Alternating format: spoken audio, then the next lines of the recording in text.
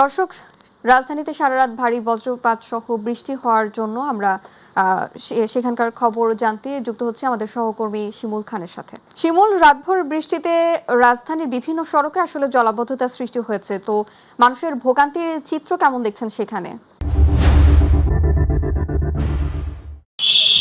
শাওন, আপনাকে ধন্যবাদ। আপনি যেমনটি আমার কাছে জানতে চেয়েছেন, গতকাল রাত থেকে যে টানা বৃষ্টি এবং বজ্রপাত, সেই বজ্রপাতে আসলে রাজধানীর বিভিন্ন এলাকায় জলাবদ্ধতার সৃষ্টি হয়েছে। আমরা দেখানোর চেষ্টা করছি গতকালের যে বৃষ্টিপাত, সেই বৃষ্টিপাতের যে জলাবদ্ধতা, সেই জলাবদ্ধতা তীব্র থেকে তীব্র আকার ধারণ করেছে। রাজধানীর বিভিন্ন সড়কে এই জলাবদ্ধতা আমরা দেখতে পাচ্ছি। আমরা শান্তিনগর এলাকায় রয়েছি, বিভিন্ন জায়গায় ওই জলাবদ্ধতা। আমরা একজনকার সাথে একটু কথা বলবো। এই যে বৃষ্টিপাত দেখছেন, আসলে আসলে আপনাদের যে চলাচল সেটি কেমন দুর্ভোগ পাচ্ছে? কষ্ট হয়, বৃষ্টিপাত লইলে আমাদের একটু কষ্ট হয়।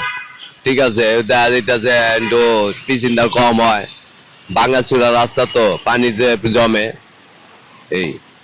জি শাওন, শুধু এই শান্তিনগর এলাকা নয়, আমি সকাল থেকেই বিভিন্ন এলাকা ঘুরেছি।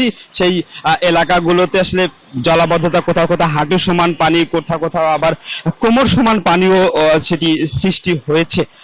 এই জলাবদ্ধতাকে কেন্দ্র করে আসলে যারা প্রতিদিনকার মানুষ রয়েছেন, সেই বিভিন্ন গন্তব্যে পৌঁছায়, সেই সেই বিভিন্ন পঞ্চব্যে পৌঁছে তারা আসলে সবচেয়ে বেশি দুর্ভোগে পড়ছেন।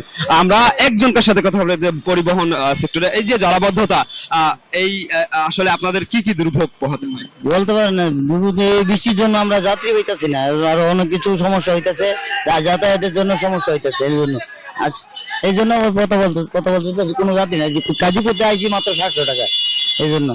ধন্যবাদ আপনাকে।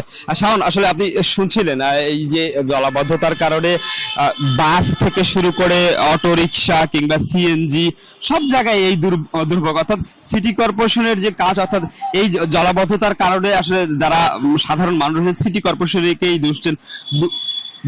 দুই মেয়াদে আসলে এই সিটি কর্পোরেশনের নতুন নতুন মেয়র এসেছিল এবং অন্তর্বর্তী সরকারের পর, ক্ষমতা নেওয়ার পর আসলে জেলা প্রশাসক নির্ধারণ করা হয়েছে।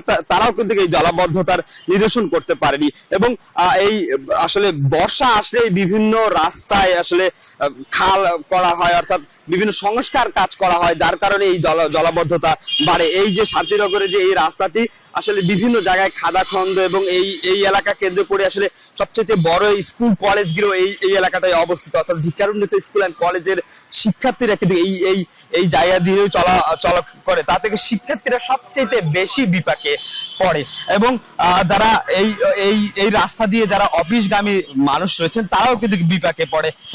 শাওন, এই ছিল আমার কাছ থেকে এই শান্তিনগর থেকে সর্বশেষ আপডেট। শিমুল, আপনাকে ধন্যবাদ। দর্শক, রাজধানীর শান্তিনগর এলাকা থেকে জলাবদ্ধতার সর্বশেষ খবর জানাচ্ছেন সহকর্মী শিমুল খান।